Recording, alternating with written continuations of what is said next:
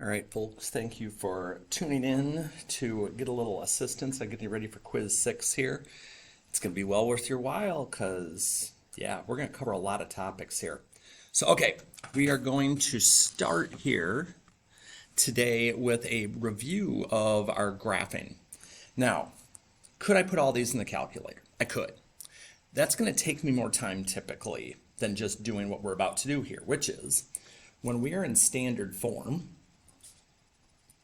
So just in case here, the place we want to start is the axis of symmetry actually, because that's going to help us with two things. So here our axis of symmetry is the opposite of B over 2 times A. So -2 over -2 is +1. And again, opposite of B over 2A. That also is giving me my vertex X value. Now, at this point, there's a few things I can do. If I wanted to, I could just stick the 1 in there, which is actually what I'm going to do. I'll show you on the calculator. But be careful, this isn't making this -1 squared. This is 1 squared, which is 1. So then the negative. So -1 plus 2 would be 1, plus 4 would be 5. And then my A value is -1. Remember, we can do the 1, 3, 5 pattern. So I could go down 1 and over 1 each way, multiply them together, down 3 and over 1 each way, and I could keep going with this. That's going to be the quickest though. We have a max, we're at the top. That max value is the value of y at that vertex. And then our domain. And range, bottom to top. Yes, it matters the order. Okay? Could I have just gone in here, to be honest? Once I knew what that X value was here at the start, I had to do a little bit of math. Pulled the chart, got 1 in the middle, and seen the symmetry that was involved? Absolutely. Absolutely. There's my 2 points there. There's my 2 points there. So either way ends up working for us. But you got to know how to get to that vertex axis of symmetry. Here, we love these. This is in vertex form. Opposite of H and K. So 1, -3. My axis of symmetry, don't forget the X. Okay, you've got to have the X equals. It's a line. So now this time, my A value is 2. So if I do the 1, 3, 5, I don't think we're going to need this last one, but we go up 2 and over 1 each way. We go up 1, 2, 3, 4, 5, 6 and over 1. 2, 3, 4, 5, 6. Get that in there. Okay, again, can I go to my calculator? Sure. We got a min this time. The value is my y value of my vertex, because that's the lowest point. And this time we're just asking for range. Bottom to top. We'll keep it rolling. So this time we got a couple different ways of going. Can I put it in the calculator? Yes. So I'm going to make sure to use parentheses on your 1/2. But what I'm going to do is I'm going to find my x-intercepts first. We're setting these each equal to 0. So we end up with -6 and +2. Okay, there's 2 of my 3 points. I just need a vertex and I can graph now. So at this point, I can do a couple things too. I can add those 2 together and divide by 2. So -4 divided by 2 is -2. Okay, my midpoint of these is where the vertex is going to be. Now, if at this point, again, you could go to your calculator table, you could decide you're not going to deal with that at all. You're just going to be like, all right, 0.5, -2 plus 6, -2 minus 2.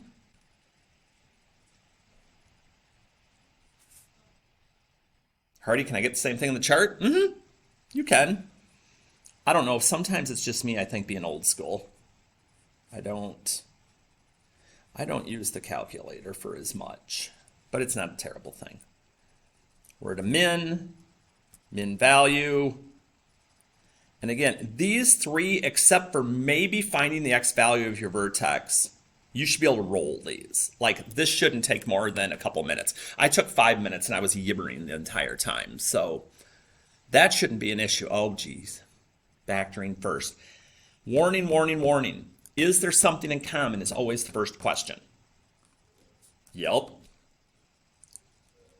Get that common factor out of there.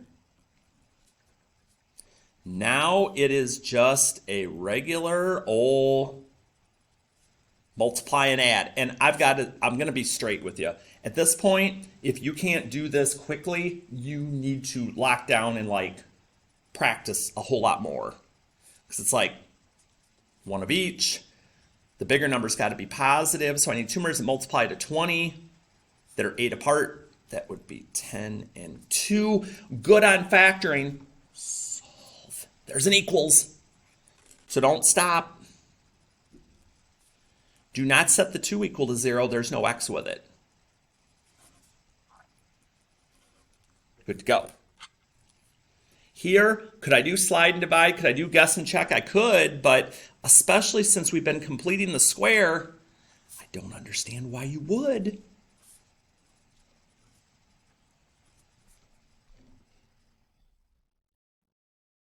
That's pretty quick.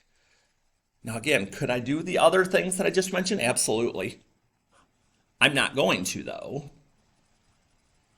Now, here, I have to be honest, that was kind of goofy of me to do the square root thing. See, I'm so used to completing the square at this point, I can just set that equal to 0 right away. I didn't need to do that. Didn't need to do that. That's all right, though. Now this one, nothing in common. We got to do what we got to do. So again, for my people out there, my slide and dividers, my guess and checkers, I'm going to go guess and checker here at the start. Only one way to get to 5 and 1. 42, I have a lot of options. If you have to, just start popping numbers in and divide them into your calculator until you get where you need to be on this. So let's try 6 and 7. So we'd have 30 and 7. Yeah, 30 and 7 is not going to get me there. 35 and 6. Oh, wait a minute. 35 and 6. 35 minus 6 is 29.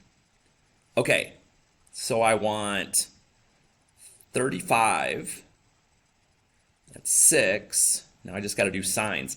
I want it to be negative. So we want negative 35 and positive 6. And we've got it. I have not forgotten about you, slide and dividers. I'm just getting it done first. And then we'll take it from there. Get my two solutions. Slide and divide fans. This is going to be my one time I'm going to do slide and divide. So if we slide the 5 down, if we multiply it, oofta, that's going to be a big number. This is our one thing that can be disadvantageous for our slide and dividers. That's a big old number. So, okay, 210. Well, I know it's not 1 and 210. It's not 2 and 105. So we start playing. So let's see. I'm going to start doing numbers that why did I do that? I knew that wasn't going to go in. 5 and 42. Nope, not there yet. 6 and 35. There it is. 6 and 35. 35 and 6. That is not the answer. Don't do it. I got a lot of you slide and dividers that don't do the divide part.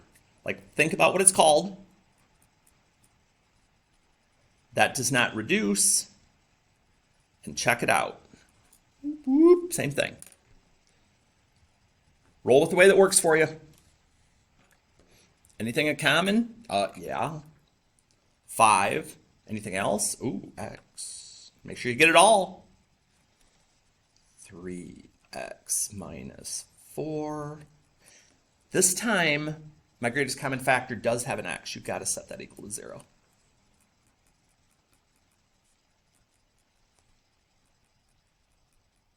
Okay, this next one, I'm going to give you 2 warnings. So for those of you that are watching this, you're going to get a help that maybe some others don't. Given the solutions, what are the equation in factored form? I'm going to show you 2 different things here because the question could be worded either way when we hit to the quiz. So in factored form just means leave it in parentheses. So all you would need to do is you would be like, all right, so opposite of the signs you see here. Now that's not factored form. Okay, so if you're asked for factored form, that's what you're looking for. If I ask you for standard form, or I don't even say factored form, let's say I just finished the question there. What's the equation of the quadratic function? Then I want you to FOIL this out. Be prepared. I might throw either. -6 minus 2 is -8. Negative times negative is positive. Be ready. The warning is here. I'm even going to write it. Be ready for either. Okay? Don't say I never gave you a break. Just saying. Okay. Got to keep rolling. Factor completely. Hardy, what the heck? Why is there X's and Y's and other? Okay. Treat this like it's x squared minus 5x plus 4. If that was what it was, what would you do? Well, I'd do x and x. Well, the multiply number is positive and that's negative, so I do both negative. And 4 times 1 is 5. 4 times 1 is 5. 4 times 1 is 4. But if I add them, I get 5. Well, what about the y?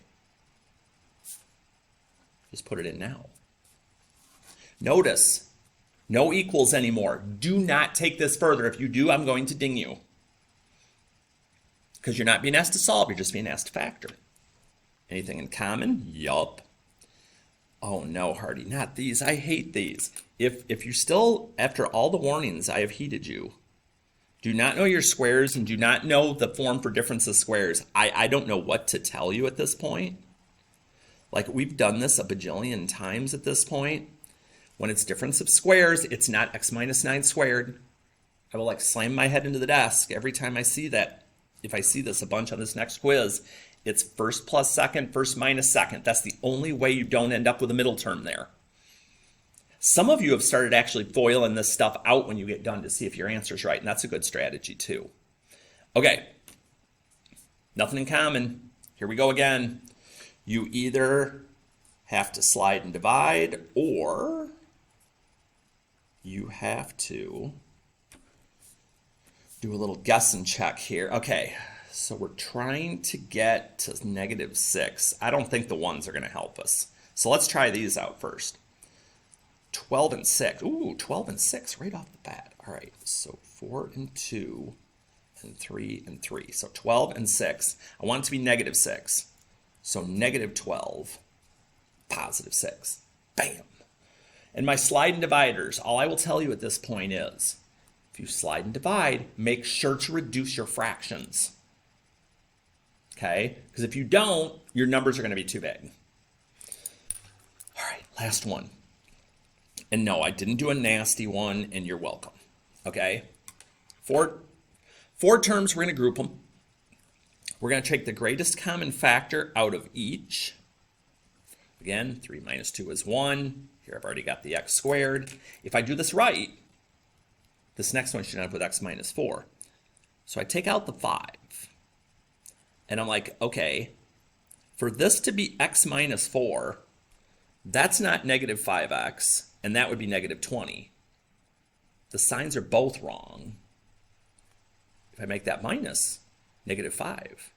-5 times -4 is 20. Don't circle that and say you're done. You're close.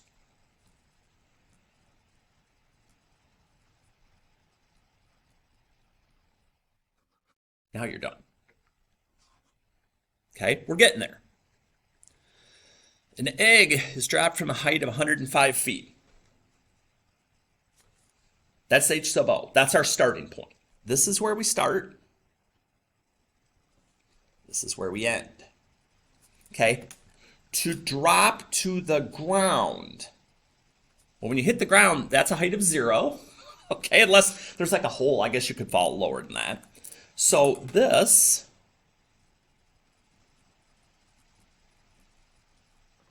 now, when you get here, you have two options. That looks pretty easy. I think I could just solve that by roots.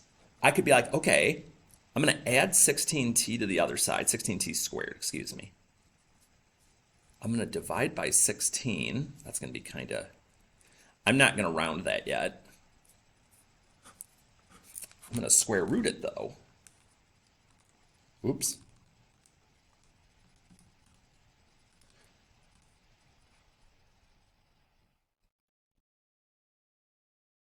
Now remember, I know normally we'd have plus minus, but minus would make no sense. That'd be negative time. Like the egg hit the ground before you dropped it. That's some weird matrix stuff. So we're not doing that.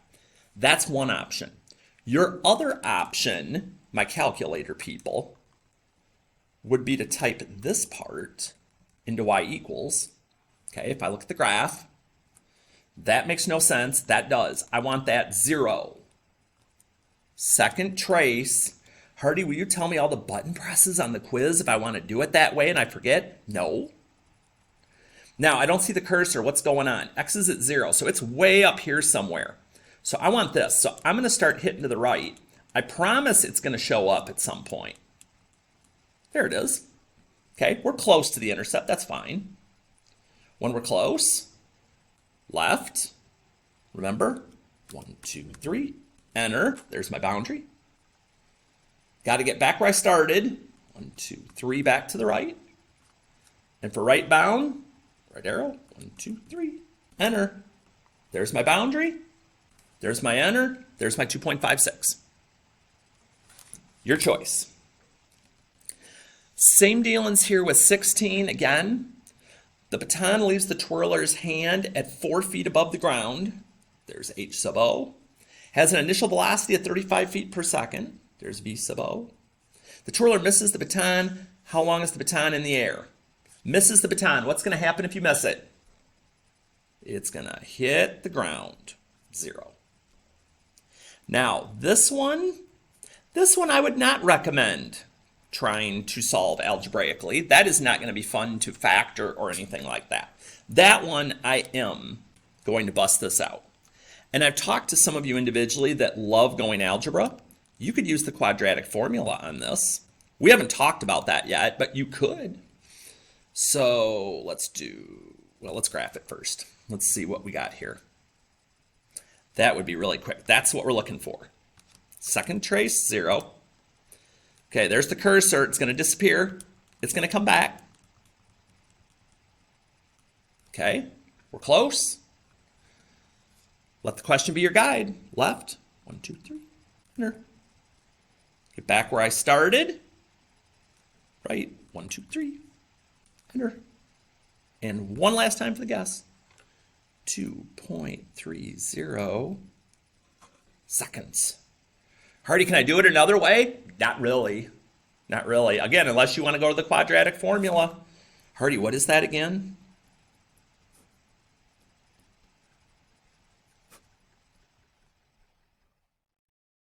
I better write this because if people are just looking at the answer key later.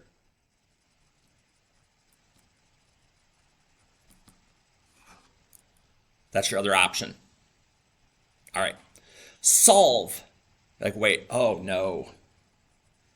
You notice a pattern here? Find the 0, find the 0, find the 0. Some of this, you're just going to have to use the tech. Now, this time, notice there's a couple of solution options. I don't think that's going through a whole number. That wasn't very nice of me. But I need to find both of these. So get as close as you can. Left, 1, 2, 3, enter. Back where I started. 1, 2, 3, enter. And once for the guess.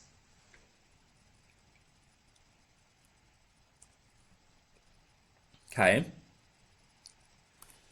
One more time. Second trace, 0. all the way over here to the right. Close enough. Again, follow the question instructions. You've got to do it or it's going to get an error message. 1, 2, 3, enter.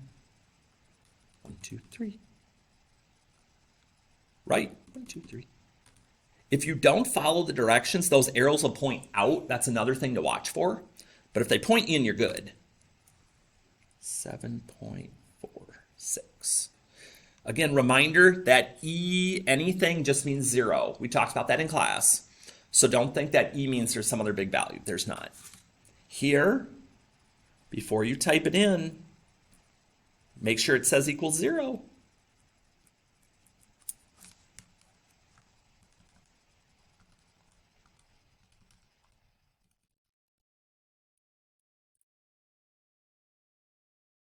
Okay, let's see. Hardy, I don't see anything. What the frittata? If you don't see anything, it's not crossing the x-axis at all. Let me make sure I typed it in right. 2x squared. I did. What does that mean? There's no x-intercepts at all. Dang. Why you do us that way? Because we can. Okay. Down the home stretch. Solve each equation. Give exact answers, which means no decimals, in simplified form. Give exact 2 answers. Add my 8 to each side. Divide by 2. Notice I have not square rooted yet because x squared wasn't alone yet. Break down your radical. And I'm going to mention something here. This might be stupid, but I'm going to say it anyway. Even if you forgot how to break down and put plus minus square root of 28, you're going to get points. So don't just quit because you don't remember something like that. Okay, that's going to be important to keep in mind. All right, here, let's dump this fraction first.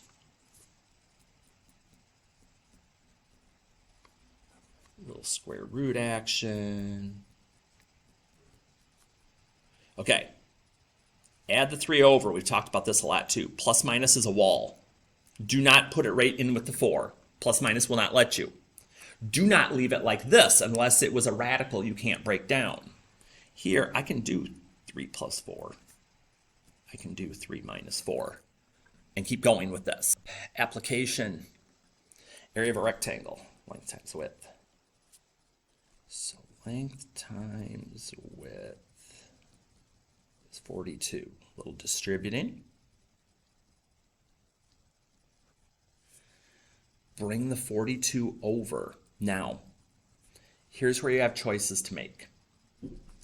I can type that in my calculator. And I can find zeros on my calc. That would work to help me find x. I can factor this.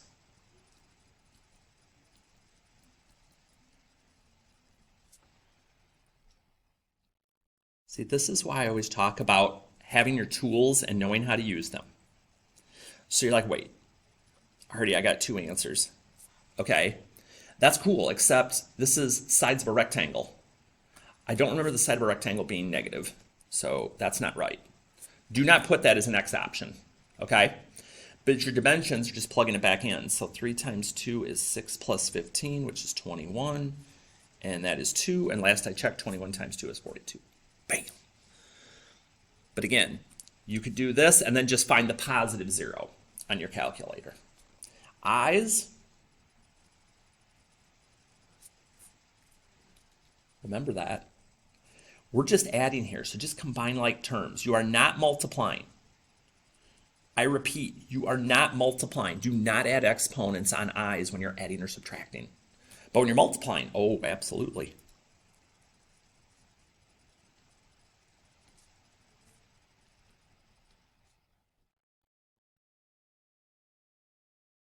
This is negative 6 times negative 1. That's positive 6.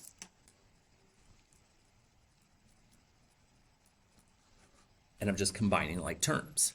And again, if there's something with this that I do and you're not remembering, go back and look at your notes. If that's not clicking, find the notes. Go back to my weekly calendars on Classroom, click on it, and look at the lesson again when we did it a little more in depth. You can do this. I'm going to go back this one for a minute. I'll come back to it. I come over here.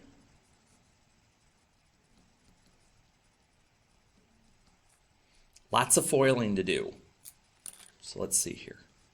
So we got 21 minus 7i minus 6i plus 2i squared. Down below we got 9 minus 3i plus 3i minus I squared. So let's see, a little cleanup. 2 times negative 1 is negative 2. Negative 1 or minus negative 1 becomes positive 1. So we got 21 minus 2 is 19 minus 13i. Those cancel. 9 plus 1 is 10. Nothing goes into all three. This stinker. Hardy, you going to give us a chart like this tomorrow? No. Okay, I is I. I squared is the square root of negative 1 times square root of negative 1, which is 1. Negative 1. I to the fourth would be negative 1 times negative 1, which is 1. And I to the third is I squared times I. Negative 1 times I is negative I. Remember, we're just doing remainder. Like, I could do 1, 2, 3, 4, 5, 6, 7, 8, 9, 10, 11, 12. I don't want to do all that. Divide by 4. It's all about the remainder. If my remainder is 1, the answer is I. If my remainder is 2, the answer is negative 1. If my remainder is 3, the answer is negative I. If my remainder is 0, the answer is 1. There it is. Woo, 27 minutes with me gibbering. So hey, do your practice, know your stuff. You can be done in 27 to 30 minutes too. So as always, if you have more questions, let me know. We'll see you later.